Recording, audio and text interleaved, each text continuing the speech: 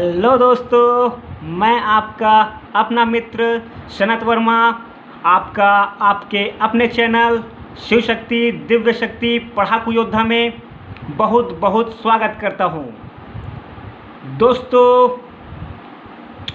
आपको पता होगा कि वन संरक्षक के सिलेबस में जंतु पोषण है और जंतु पोषण बहुत डिटेल से पढ़ना पड़ेगा दोस्तों हम लोगों को, तभी हम लोग वन संरक्षक में आने वाले 2-4 प्रश्नों को सॉल्व कर पाएंगे। बायोलॉजी का अगर आपने सिलेबस देखा है तो सबसे पहले जंतु पोषण दिया गया है और जंतु पोषण के अंतर्गत आपको कीटभक्षी जीव और पेड़ पौधे, परजीवी जीव और परजीवी पेड़ पौधे, इनके बारे में पढ़ना पड़ेगा। उनका नाम कम से कम आपको याद रहना चाहिए। फिर उनसे संबंधित कुछ महत्वपूर्ण तथ्यों के बारे में भी मैं आज आपको बताने वाला हूं, तो पूरा वीडियो देखते रहिएगा और समझने का प्रयास कीजिएगा। बहुत ही इंटरेस्टिंग है और पेपर में पक्का 2-4 नंबर का इस टॉपिक से आने वाला है। और आगे मैं आपको प्रकाश संश्लेषण वाला चैप्टर भी पढ़ाऊंगा, जिसमें आपको बहुत मज़ा आएगा। उसमें भी बहुत सारे प्रश्न बनते हैं उस वाले चैप्टर से भी, लेकिन आज तो जंतु पोषण में ही हमारा सारा समय निकल जाएगा। तो चलते हैं दोस्तों। सबसे पहले देखिए, आपके सामने लिखा हुआ है जंतु पोषण। और पोषण के आधार पर अगर मैं बात करूं दोस्तों, तो 2 प्रकार के होते हैं जीव। 2 प्रकार के होते हैं, एक तो स्वपोषी जीव, ठीक है, और दूसरा होते हैं परपोषी जीव या विषमपोषी जीव। और आपके पेपर में इसलिए पेड़ पौधों के बारे में पूछा जाएगा, हालांकि जंतु पोषण दिया हुआ है, लेकिन जब पोषण के आधार पर प्रकार आगे लिखा हुआ है सिलेबस में कि पोषण के आधार पर प्रकार, और पोषण के आधार पर अगर प्रकार देखें तो सबसे पहला प्रकार आपका स्वपोषी पोषण आता है, ठीक है। और स्वपोषी पोषण के अंतर्गत ही स्वपोषी जीव आते हैं। स्वपोषी जीव उनको कहते हैं जो स्वयं अपना भोजन बनाते हैं। और ऐसा कार्य कौन करते हैं? हरे पेड़ पौधे होते हैं वो ऐसा कार्य करते हैं। तो स्वपोषी जीव में अगर वर्गीकरण में देखें तो हरे पेड़ पौधे आते हैं, वे भी, उनमें भी जीवन है। हालांकि वो शाकाहारी हैं और शाकाहार माने जाते हैं क्योंकि वो प्राकृतिक चीज़ है भोजन करने के लिए, और उसमें ऐसा जीव नहीं होता है कि वो चले फिरे। लेकिन पेड़ पौधे एक जीवित स्रोत हैं दोस्तों। जैसे जल में भी जीवन होता है, जल को भी लिविंग सोर्स माना जाता है। अगर कहीं पर जल में जलकुंभी हो जाए, अगर किसी तालाब में जलकुंभी हो जाए तो वहाँ का जो जल है मृत प्राय हो जाता है, मतलब उसमें जीवन शक्ति नहीं रहती है और वहाँ पर आपको मछलियाँ नहीं दिखाई देंगी क्योंकि जल मृत प्राय हो चुका है। जबकि जल क्या है? एक लिविंग सोर्स है। और जलकुंभी का जो पौधा है वो वह उसके जीवन शक्ति को कहीं ना कहीं छीन लेता है, मृत प्राय बना देता है उसको। तो पूछा जाता है आपसे कि जलकुंभी का जो जल को मृत प्राय बनाने वाला पौधा कौन सा है, तो आप बताएंगे जलकुंभी। और स्वपोषी जीव के अंतर्गत आप उदाहरण याद रखिए, हरे पेड़ पौधे आते हैं और युग्लिना आती है, और कुछ बैक्टीरिया भी अपना भोजन बना लेते हैं दोस्तों। देख रहे हैं दोस्तों, बैक्टीरिया भी। ऐसा क्यों होता है? ऐसा क्यों होता है? क्योंकि बैक्टीरिया जो होता है दोस्तों, उसमें भी कुछ बैक्टीरियों में, कुछ जीवाणुओं में, बैक्टीरिया को हिंदी में जीवाणु कहते हैं, तो कुछ जीवाणुओं में प्रकाश संश्लेषण करने की क्षमता होती है। इसका मतलब क्या है? उसमें क्लोरोफिल पाया जाता है। जैसे कि आपको पता होगा युग्लिना में भी क्लोरोफिल पाया जाता है, हरे पेड़ पौधों में भी क्लोरोफिल पाया जाता है। इसीलिए ये अपना भोजन स्वयं बना पाते हैं, ठीक है। इसीलिए इनको उत्पादक भी कहते हैं, जो कि इन्वायरमेंट में आपके काम आएगा। इस शब्दों को याद रखिएगा। पेड़ पौधों को माना जाता है उत्पादक। और स्वपोषी जो पोषण है उसके अंतर्गत दो प्रकार के पोषण आते हैं। एक तो प्रकाश संश्लेषी पोषण और एक होता है रसायन संश्लेषी पोषण। तो उसके बारे में मैं आपको अगले चैप्टर में बहुत ही डिटेल से पढ़ाऊँगा। आज हम लोग विशेष रूप से जंतु पोषण देखेंगे। और मैं एक और ख़ास बात आपको बता देता हूँ दोस्तों, यूग्लिना जो है ये पेड़ पौधे, ठीक है, पेड़ पौधों और जंतुओं के बीच, मतलब पादप और जंतुओं के बीच की कड़ी मानी जाती है। अगर आपसे पेपर में पूछे और पूछा ही जाता है कि पादप और जंतुओं के बीच की कड़ी क्या है, तो आप बताएंगे यूग्लिना। क्या बताएंगे? यूग्लिना। क्योंकि ये जो है चलता फिरता भी है, इसके पास फ्लैजिला होता है जिसके माध्यम से ये चलता फिरता है, और चूंकि क्लोरोफिल भी इसके अंदर है, ये स्वयं अपना भोजन बना लेता है। तो इस प्रकार से दोनों के बीच की कड़ी हो गई, और ये प्रश्न आपसे पूछा जाता है। और अब अपन देखते हैं परपोषी जीव या विषमपोषी जीव, परपोषी पोषण या विषमपोषी पोषण। तो दोस्तों परपोषी जीव जो होते हैं, सभी जंतु जो होते हैं परपोषी होते हैं, और कवक भी परपोषी होता है, और अधिकांश जीवाणु भी क्या होते हैं? परपोषी होते हैं या विषमपोषी होते हैं। जैसा कि आपको मैंने पहले बताया कि कुछ बैक्टीरिया स्वपोषी होते हैं, लेकिन अधिकांश बैक्टीरिया परपोषी होते हैं। ठीक है दोस्तों, और याद रखिएगा। और परपोषण के 5 प्रकार आपको पूछ सकता है कि इनमें से कौन सा परपोषण या विषम पोषण का प्रकार नहीं है, और कुछ अलग टाइप के आपके विकल्प होंगे, है ना, उनसे आपको छांट के निकालना पड़ेगा। आपको 5 प्रकार याद होंगे तो जो अलग होगा विकल्प वो आप निकाल लेंगे अलग, और आप अपना नंबर बिल्कुल ले लेंगे। तो प्रकार बहुत ही सरल हैं, बिल्कुल आराम से सुनते जाइए, आपको याद हो जाएंगे। और विषम पोषण के अंतर्गत सबसे पहला जो पोषण है प्राणी संपोषण आता है। ठीक है, 5 प्रकारों में से पहला प्रकार। और प्राणी संपोषण के अंतर्गत ही शाकाहारी आते हैं, मांसाहारी आते हैं और सर्वाहारी आते हैं। ठीक है, शाकाहारी, मांसाहारी और सर्वाहारी। तो शाकाहारी जानवरों के नाम, जंतुओं के नाम तो आप जानते हैं, फिर भी मैंने उदाहरण लिख दिया है 1-2। जैसे हाथी होता है, शाकाहारी होता है, गाय होता है। तो आपसे पूछ सकता है कि कौन सा शाकाहारी जानवर है, अगर सरल प्रश्न पूछे तो। और शाकाहारी के बदले वो लिख देगा हर्बीवोरस। इंग्लिश में क्या बोलते हैं शाकाहारी को? हर्बीवोरस। और हिंदी में मांसाहारी को इंग्लिश में क्या बोलते हैं? मांसाहारी को इंग्लिश में क्या बोलते हैं? कार्निवोरस। ठीक है, क्या बोलते हैं? कार्निवोरस। और यह बात आपको याद रखनी है। ठीक है दोस्तों, यह बात आपको याद रखनी है। और मांसाहारी जानवरों में आप जानते हैं शेर होता है। क्या होता है? शेर होता है, तेंदुआ होता है, और इसको क्या बोलते हैं? कार्निवोरस। शाकाहारी को क्या बोलते हैं? हर्बीवोरस। हर्बीवोरस। तो ये नाम आपको इसलिए याद करा रहा हूँ ताकि आपको इन्वायरमेंट में फ़ायदा मिले। ठीक है, इन्वायरमेंट में भी आपको पढ़ने को मिलेगा जब आप खाद्य श्रृंखला पढ़ेंगे। ठीक है, और सर्वाहारी जैसे मनुष्य होता है, मनुष्य शाकाहारी भी हो सकता है, मांसाहारी भी हो सकता है, मतलब सर्वाहारी हो सकता है। और कुत्ता भी देखिए चावल दाल खा लेता है और मांसाहार भी कर लेता है, तो इसको भी सर्वाहारी बोलते हैं। क्या बोलते हैं? सर्वाहारी। और सर्वाहारी को इंग्लिश में ओमनीवोरस। ठीक है दोस्तों, याद रखिएगा ओमनीवोरस। और पहला प्रकार आपने देखा प्राणी संपोषण। और इसमें दूसरा जो प्रकार है दोस्तों वो है परजीवी।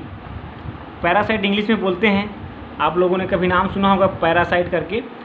और परजीवी जो होते हैं, नाम से ही जैसे पता चल रहा होगा आपको कि ये जो है अपने पोषण के लिए दूसरे जीवों पर आश्रित रहते हैं।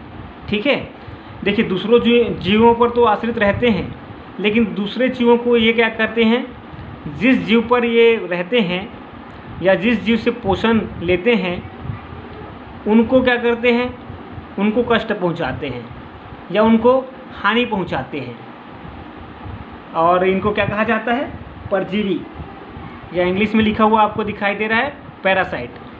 और खटमल जो होता है, जू जो होता है, जोंक जो होता है, ये जो है बाहरी रूप से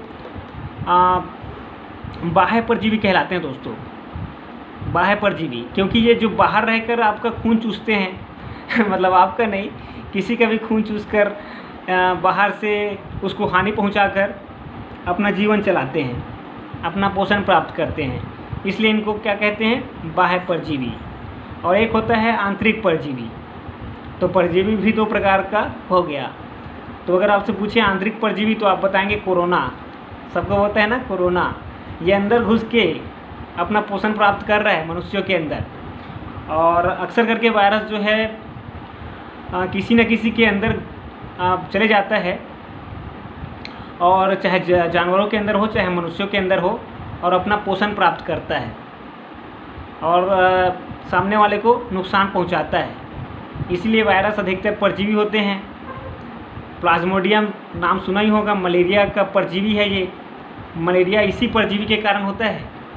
और इस परजीवी को कौन फैलाता है, मादा एनाफ्लीज मच्छर, आप सभी को पता होगा। और एंट अमीबा नाम की भी एक प्रोटोजोआ होती है, अगर आपने सुना है तो ये सब जो है, ये जो तीन नाम मैंने लास्ट में बताया, ये जो है आंतरिक परजीवी है, शरीर के अंदर जाकर अपना पोषण प्राप्त करते हैं और सामने वाले को हानि पहुंचाते हैं। अब जो है तीसरा देखते हैं दोस्तों। तीसरा जो है प्रकार है पोषण का, मतलब पोषण के अंतर्गत विषम पोषण का या विषम पोषी जीवों का प्रकार है तीसरा, मृतोपजीवी। ठीक है, मृतोपजीवी या मृतजीवी।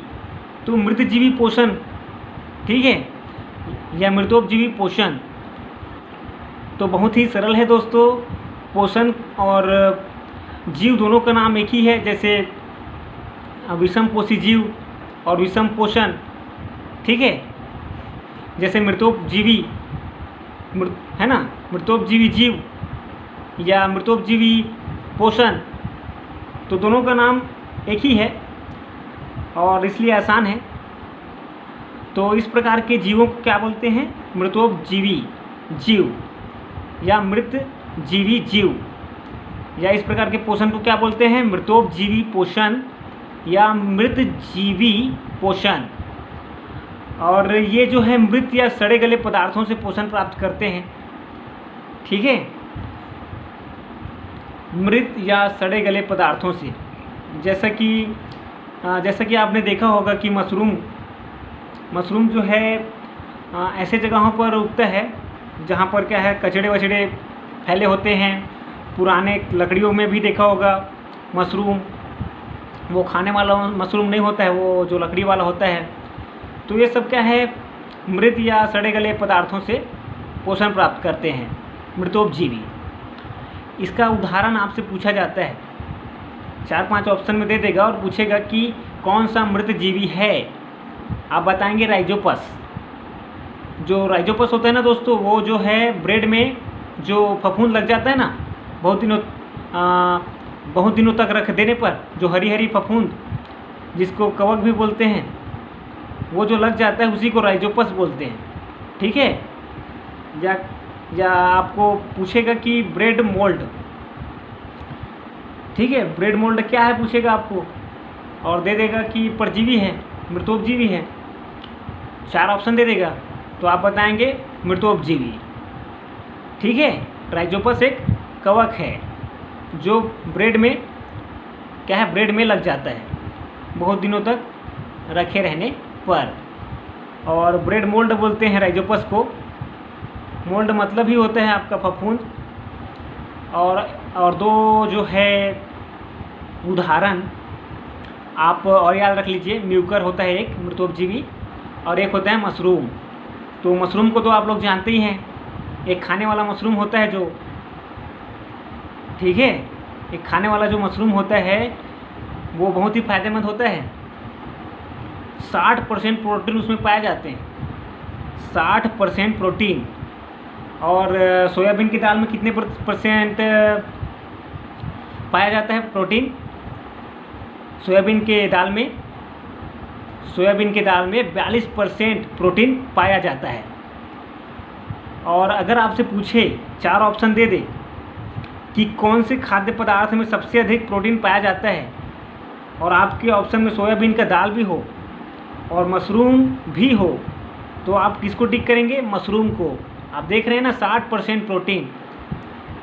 और आज तक तो सोयाबीन की दाल को ही हम लोग जानते थे, और इसीलिए सोयाबीन का दाल ही टिक लगा के आते थे, और प्रश्न में भी सोयाबीन की दाल के ऊपर ही प्रश्न बनते थे।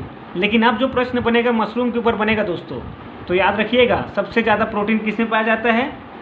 मशरूम में, और उसके बाद सोयाबीन की दाल में, ठीक है। तो सोयाबीन का दाल तो सबको पता रहा होगा कि सबसे अधिक प्रोटीन सोयाबीन की दाल में पाया जाता है, लेकिन अब मशरूम को भी याद रखिएगा, क्योंकि सबसे ज़्यादा प्रोटीन जो है मशरूम में ही पाया जाता है, और कितना? 60%। और इसीलिए आजकल प्रोटीन वाले जो पाउडर बनते हैं उसमें मशरूम बहुत अधिक मात्रा में होती है। आपने नाम सुना ही होगा मशरूम एक्स का, बहुत ही अच्छा फ़ायदेमंद होता है शरीर के लिए, प्रोटीन की कमी को पूरा कर देता है पूरी तरह से। और अब आगे हम लोग पढ़ते हैं दोस्तों, 3 प्रकार के हम लोगों ने प्रकार पढ़ लिए हैं।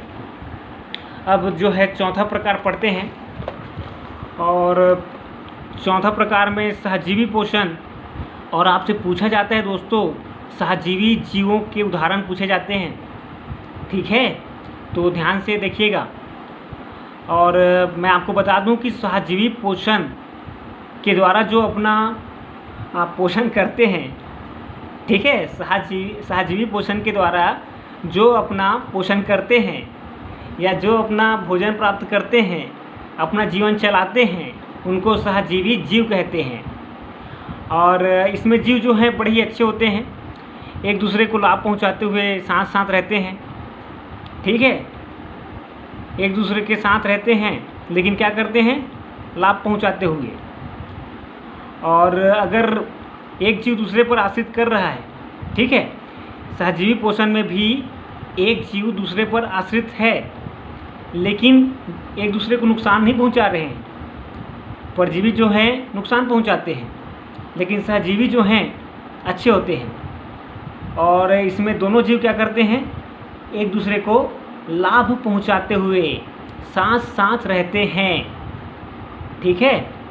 जैसे लाइकेन का नाम आपने सुना ही होगा, लाइकेन का नाम सुना ही होगा। और लाइकेन जो है एक इंडिकेटर होता है दोस्तों, प्रदूषण का इंडिकेटर होता है। अगर किसी क्षेत्र में लाइकेन गायब हो रहे हैं, ठीक है, तो वहाँ प्रदूषण की मात्रा बढ़ रही है, ठीक है। और ये प्रश्न पूछा जाता है कि प्राकृतिक प्रदूषण का प्राकृतिक इंडिकेटर या सूचक कौन सा है? तो आप बताएंगे लाइकेन। और हिंदी में अगर कुछ किसी को नाम पूछ लिया जाए तो नहीं बता पाते हैं, तो आप याद रखिएगा सहवाग, सहवाग। और सहवाग क्यों नाम पड़ा? क्योंकि शैवाल और कवक का दोनों का मिश्रित रूप है, दोनों एक साथ रहते हैं, ठीक है, दोनों एक साथ सहजीवी जीवन जीते हैं, शैवाल और कवक, तब इसको क्या कहते हैं? लाइकेन कहते हैं। और देखिए शैवाल के पास क्या होता है, आपको पता होगा, शैवाल हरे रंग का होता है और क्लोरोफिल पाया जाता है शैवाल के पास, तो ये भोजन बना लेता है। जबकि कवक के पास आपको पता होगा कि इसके पास जो है क्लोरोफिल नहीं होता है, तो ये अपना भोजन नहीं बना पाता है। तो कवक क्या बोलता है? कवक बोलता है कि मैं आपको आश्रय दूंगा, आप मुझको भोजन, है ना, भोजन प्रोवाइड कराइए। तो शैवाल भी बोलते हैं ठीक है दोस्त। तो दोनों साथ साथ रहते हैं और साथ साथ रहने लगते हैं। तो शैवाल भोजन देता है और कवक आश्रय देता है, ठीक है। तो अगर आपसे पूछे कि शैवाल, लाइकेन में जो शैवाल का काम क्या है, तो आप बताएंगे ये जो है भोजन प्रदान करता है कवक को, ठीक है। भोजन प्रदान करने का काम शैवाल करता है और यही बात आपको याद रखनी है। और कवक क्या करता है? कवक देता है आश्रय शैवाल को रहने के लिए। और हिंदी में लाइकेन का नाम मैंने आपको बता दिया है। अब देखते हैं दूसरा जो जीव है सहजीवी जीव। और सहजीवी जीवों का नाम याद रखिएगा दोस्तों। राइजोबियम जीवाणु भी होता है, ठीक है। राइजोबियम जीवाणु भी होता है सहजीवी, और दाल कुल के पौधों में पाया जाता है। दाल कुल के पौधों में पाया जाता है। अब दाल कुल मतलब जैसे रहर हो गया, ठीक है, अरहर हो गया, सोयाबीन हो गया, मटर हो गया, ठीक है। मटर मतलब जिसको हम लोग अपन छत्तीसगढ़ी में बटरा भी कहते हैं। देखिए होता क्या है, दाल में क्या होता है, प्रोटीन। और प्रोटीन बनाने के लिए आपको चाहिए नाइट्रोजन। प्रोटीन बनाने के लिए पौधों को चाहिए नाइट्रोजन, और नाइट्रोजन इनके पास कमी होती है नाइट्रोजन की। और नाइट्रोजन की कमी को कौन पूरा करते हैं? राइजोबियम जीवाणु, जो है दाल कुल के पौधों के जड़ों में गांठ पाई जाती है, और उन्हीं गांठों में ये जीवाणु पाए जाते हैं। तो जीवाणुओं को क्या है, ये भोजन प्रोवाइड करता है। दाल कुल के पौधे भोजन प्रोवाइड करते हैं। और राइजोबियम जो जीवाणु है, ये जो है वायुमंडल के नाइट्रोजन को स्थिरीकरण करता है, ठीक है। स्थिरीकरण करके किसको दे देता है? उपयोग लायक बनाकर किसको दे देता है? दाल के पौधों को प्रदान कर देता है। तो इस प्रकार से इस सहजीवी जीवन में राइजोबियम का भी काम बढ़िया से चलता है जीवन, और दाल कुल के पौधों को भी नाइट्रोजन मिल जाता है, जिससे वे प्रोटीन का निर्माण कर पाते हैं। अब देखते हैं दोस्तों आगे कीटभक्षी पोषण। चौथा पोषण आपने देखा सहजीवी पोषण, ठीक है। याद हो रहा है आपको? याद हो जाएगा दोस्तों, बस सुनते जाइए। एक बार नहीं तो 2 बार सुन लीजिए, जिससे क्या है आपको अच्छे से याद हो जाए। अक्सर क्या होता है, पहली बार पढ़ते हैं तो आपको याद नहीं हो पाता है। लेकिन अगर आप क्या करें, एक बार तो जल्दी जल्दी सुन लीजिए, ठीक है। एक बार अच्छे से सुन लीजिए, उसके बाद फिर से उसको पढ़िए, क्योंकि नई बातें होती हैं तो याद नहीं हो पाता है। लेकिन 2-3 बार वीडियो देखें या पढ़ें तो आपको याद हो जाएगा, ठीक है। और बिल्कुल आगे चलकर इनका टेस्ट भी हम लोग लेंगे, अगर आप लोग बोलेंगे, ठीक है। जिससे आपको पढ़ने में भी क्या है मज़ा आता है कि हमको टेस्ट देना है, तो कहीं ना कहीं उमंग उत्साह आता है मन में कि हमको अच्छे से पढ़ना है। और हम लोग देखते हैं 5वां कीटभक्षी पोषण, जो कीटों का भक्षण कर लेते हैं। अब सोचिए, जो पेड़ पौधे हैं वो भी कीटों का भक्षण करने वाले होते हैं, कुछ पौधे, और जिनका नाम आपसे पूछा जाता है, और सिर्फ नाम पूछा जाता है दोस्तों। लेकिन मैं उनके बारे में आपको कुछ इंटरेस्टिंग बातें भी बताऊंगा, जिससे आपको याद रहे। सिर्फ नाम बता देने से आपको याद कैसे रहेगा? नहीं रह पाता है ना, इसीलिए मैं उनके बारे में अच्छी अच्छी बातें बताऊंगा। कीटभक्षी पोषण द्वारा जो अपना क्या है जीवन चलाते हैं, वही तो कीटभक्षी जीव कहलाते हैं, ठीक है। और कीटभक्षी जो है पादपों में 4-5 पादपों का मैं नाम बताऊंगा आपको, जो बहुत ही महत्वपूर्ण है, और बिल्कुल याद करके रखिएगा, पेपर में पक्का पूछे जाने वाला है। इस बार पक्का पूछा जाने वाला है वन संरक्षक में। और जो भी विज्ञान से संबंधित पेपर होंगे उनमें बिल्कुल पूछा जाएगा ये, तो बिल्कुल आप लोग याद रखिएगा। तो देखते हैं, सबसे जो पहला जो नाम है मैं आपको बताऊंगा, उससे पहले मैं एक बात बताता हूं आपको। ये जो कीट भक्षी पेड़ पौधे हैं, ये अपना भोजन स्वयं बना लेते हैं, लेकिन फिर भी कीटों का भक्षण क्यों करते हैं? क्योंकि ये जो पेड़ पौधे होते हैं, ये दलदली क्षेत्रों में उगते हैं दोस्तों, और दलदली क्षेत्रों में नाइट्रोजन की कमी पाई जाती है। तो आपसे पेपर में पूछता है कि ये जो कीटभक्षी पेड़ पौधे हैं, ये कीटों का भक्षण क्यों करते हैं? तो कीटों से नाइट्रोजन अवशोषित करने के लिए। ठीक है, कौन सा तत्व? नाइट्रोजन। आपको ऑप्शन में 4-5 तत्व दे देंगे और बोलेंगे इस तत्व का अवशोषण करने के लिए, तो आप बताएंगे नाइट्रोजन। N2 भी लिखा है, तो भी क्या बात कर रहा है वो? तो भी किसकी बात कर रहा है? नाइट्रोजन की।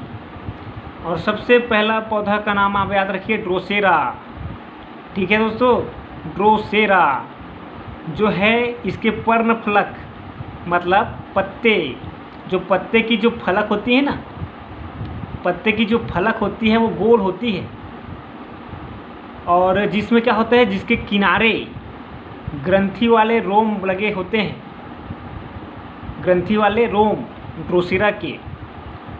अब रोम मतलब मैं बताता हूँ आपको, जैसे जड़ को आप किसी पौधे को निकालते हैं तो उसके नीचे जो जड़ हैं बहुत सारे शाखाओं में बटे होते हैं ना, उसी को तो रोम कहते हैं। उसी प्रकार के संरचना को तो रोम कहते हैं। तो वैसा ही रोम होता है, और इन है ना ग्रंथि वाले रोम होते हैं, और इन ग्रंथियों से कुछ विशिष्ट पदार्थ, ठीक है, स्रावित होते हैं, जिनसे आकर्षित होकर कीड़े मकोड़े इसकी पत्तियों के पास पहुंच जाते हैं, और जैसे ही पत्ती पर बैठते हैं, ये जो रोम होते हैं पकड़ लेते हैं उनको, और वहीं पर दबोच लेते हैं। ठीक है, और दबोच के क्या करते हैं, उसको पूरी तरीके से चूस लेते हैं, और उसके अंदर से नाइट्रोजन निकाल कर क्या करते हैं, अपने उपयोग में ला लेते हैं। तो देखिए दोस्तों, कितना इंटरेस्टिंग है। ऐसा कभी सोचा होगा कि पेड़ पौधे भी किसी कीट को या कीड़े मकोड़े को पकड़कर खाते होंगे? तो देखिए, ड्रोसेरा वो ऐसा पौधा है। नाम याद रखिएगा, बार बार इसीलिए बोलता हूँ क्योंकि ये नाम जो हैं याद नहीं होते हैं। और आगे आप लोग देखिए क्या है, पादप। ठीक है, क्या है? कलश पादप। क्या है? कलश पादप। इसी को हिंदी में बोलते हैं घटपर्णी। ठीक है, ये देखिए, इसी को क्या बोलते हैं? इसी को बोलते हैं घटपर्णी। और आपके ऑप्शन में यही अक्सर इसी को दिया जाता है, इनमें से कीटभक्षी पौधा कौन सा है, या इन पेड़ पौधों में से कौन सा कीटभक्षी है। आपको नाम दिखाई देगा घटपर्णी, और इंग्लिश में बोलते हैं निपेंथिस। देखिए, उच्चारण करके भी लिख दिया है। ठीक है, कलश पादप भी बोलते हैं इसी को। अब कलश मतलब घड़ा होता है ना, कलश मतलब क्या होता है? घड़ा होता है ना, तो घट मतलब भी तो घड़ा होता है। और इसमें क्या होता है, ये जो कलश पादप है कि पत्तियां कलश में रूपांतरित हो जाती हैं। ठीक है, एक घड़ा रूप में रूपांतरित रहती हैं कीड़ों को पकड़ने के लिए। गजब है ना दोस्तों, बिल्कुल सुनते जाइए कहानी, और आप याद बिल्कुल करिएगा इनके नामों को। तो जो है घटपर्णी जो है बड़ा ही खतरनाक होता है कीड़े मकोड़ों के लिए। हमारे लिए नहीं, हमारा कुछ नहीं बिगाड़ सकते, लेकिन कीड़े मकोड़ों का ये लोग क्या करते हैं, पूरा क्या कर देते हैं, पोस्टमार्टम कर देते हैं। पूरा पाचन, पोस्टमार्टम मतलब वो तो मजाक की बात हो गई, लेकिन अगर देखा जाए तो उनको पूरा पचा लेते हैं। ठीक है, और पचाकर नाइट्रोजन निकाल लेते हैं और अपने उपयोग में ला लेते हैं, क्योंकि नाइट्रोजन की ही तो कमी होती है इनके पास। बाकी तो ये भोजन बना लेते हैं सूर्य के प्रकाश से, क्लोरोफिल से, प्रकाश संश्लेषण द्वारा। ठीक है, पेड़ पौधे प्रकाश संश्लेषण द्वारा ही तो भोजन बनाते हैं ना। और प्रकाश संश्लेषण के बारे में बहुत ही महत्वपूर्ण बातें जो पेपर में पूछी जाती हैं। ठीक है, बाहरी बातें तो सबको याद होंगी, मगर हम लोग डीपली पढ़ेंगे कि कौन से वैज्ञानिक ने बताया कि भाई ऑक्सीजन जो है जल से प्राप्त होता है। प्रकाश संश्लेषण की क्रिया में ऑक्सीजन जल से प्राप्त होता है, किस वैज्ञानिक ने बताया। तो ये जो है पेपर्स में अक्सर पूछा जाता है दोस्तों। तो ऐसे ही बेहतरीन वैज्ञानिकों के नाम भी मैं आपको बताऊंगा अगले वीडियो में, तो बिल्कुल देखिएगा। अभी तो हम लोग देखते हैं कि कलश पादप जो है, इनकी जो पत्तियां हैं कलश या घड़े के रूप में रूपांतरित हो जाती हैं और क्या करती हैं, इसके जो है मुख में जो है ना, घड़े के मुख में कुछ चमकीला पदार्थ स्रावित होता है जो कीड़ों को आकर्षित करता है। और जैसे ही लालच में कीड़े उसमें गए, डायरेक्ट गिर जाते हैं कि इसमें घड़े में। और घड़े के ऊपर एक बड़ी ही रोचक बात बताता हूँ, ढक्कन जैसा लगा होता है, ढक्कन जैसा पत्ती का लगा होता है कलश के ऊपर में, और वो ढक्कन फिर बंद हो जाता है जैसे ही कीड़ा अंदर गया, और फिर उसका पाचन कर देते हैं। पाचक एंजाइम जो होते हैं घड़े के अंदर, वो उनका पाचन कर देते हैं। ठीक है, तो दो नाम आपको याद हो गए होंगे। और एक देखिए क्या हुआ था कि घटपर्णी नाम जो है बहुत ही महत्वपूर्ण नाम है, इसलिए मैंने बाद में लिखा है इसको। पहले मैंने लिख दिया था डायोनिया, जो कि एक अलग पौधा है। और डायोनिया पौधा का नाम भी आप याद रखिएगा, ये भी कीटभक्षी पौधा है। इसमें क्या होता है, इसमें कांटेदार पत्तियां होती हैं। ठीक है, और कांटेदार पत्तियां तो होती हैं, लेकिन क्या होता है, सामान्यतः वो खुली रहती हैं, सामान्यतः खुली रहती हैं। लेकिन जैसे ही कीड़े उसमें बैठते हैं, ये कांटेदार पत्तियां क्या करती हैं, मुड़ जाती हैं और उनको पकड़ लेती हैं। तो बहुत ही इंटरेस्टिंग पेड़ पौधे हैं ये, इनका नाम आप याद रखिएगा, डायोनिया, ड्रोसेरा। ठीक है, और एक आ गया यूट्रिकुलेरिया, जिनका हिंदी नाम है, मैं हिंदी नाम बता रहा हूँ। बाकी जो जिनका नाम मैं हिंदी में नहीं बता रहा हूँ, उनका हिंदी नाम होता ही नहीं है। अगर लिखा भी आएगा तो ऐसी हिंदी में लिखा आएगा, यूट्रिकुलेरिया। और ये जो है दोस्तों जल में पाया जाता है। ठीक है, झीलों में, तालाबों में, और बहुत ही महत्वपूर्ण पौधे हैं दोस्तों ये। ठीक है, कीटभक्षी पौधे हैं। जल में पाया जाने वाला कीटभक्षी पौधा कौन सा है, यूट्रिकुलेरिया। और इसमें भी जो है दोस्तों, ये भी क्या करता है, कीड़ों के लिए स्पेशल एक घर जैसा बना के रखता है, एक कटोरी नुमा, और उसमें दरवाज़ा लगा रहता है। और दरवाजे में दोस्तों छिद्र होता है, जिसके माध्यम से कुछ कीड़े मकोड़े पानी के साथ इसके अंदर आ जाते हैं। और जैसे ही इसके कटोरी नुमा, ठीक है, जो घर बनाया रहता है कीड़ों के लिए, उसमें आता है,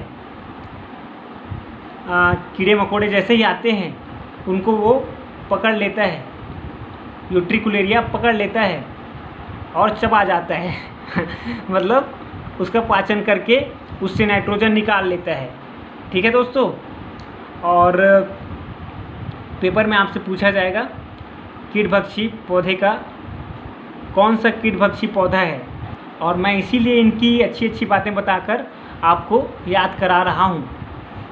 ठीक है दोस्तों, एक जो पौधा होता है बटरवर्ट या इसी को पिंगवीकुला कहते हैं, पिंगवीकुला। और ये जो है कीटभक्षी पौधा है, ये जो है हिमालय में पाया जाता है दोस्तों। ठीक है, याद रखिएगा, हिमालय में पाया जाने वाला कीटभक्षी पौधा। आपको अच्छा लगा होगा दोस्तों तो लाइक ज़रूर कीजिएगा, और जो नए व्यूवर्स हैं हमारे चैनल पर वो सब्सक्राइब कर लीजिएगा, जिससे आपको नोटिफिकेशन समय पर पहुंचते रहे। और अगर शेयर कर सकते हैं तो शेयर ज़रूर कीजिएगा दोस्तों सोशल मीडिया पर, जिससे हमारा चैनल विकास को प्राप्त करे। वैसे आगे हम लोग बहुत सारे वीडियोस बनाएंगे तो ज़रूर ही जल्दी विकास होगा, लेकिन अभी हम लोग भी वन संरक्षक की तैयारी में लगे हुए हैं, तो इसलिए थोड़ा सा कम वीडियोस दिए जा रहे हैं, क्योंकि बच्चे भी उतना इंटरेस्ट नहीं दिखा रहे हैं। धन्यवाद।